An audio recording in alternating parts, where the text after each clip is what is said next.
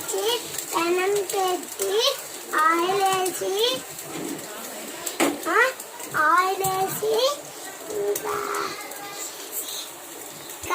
వాటర్లో ఒక జొక్క నీళ్ళు వేయాలి.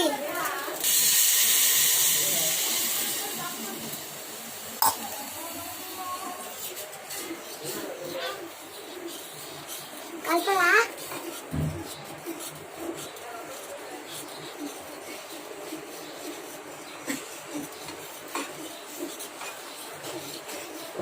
ప్యాకెట్లేసి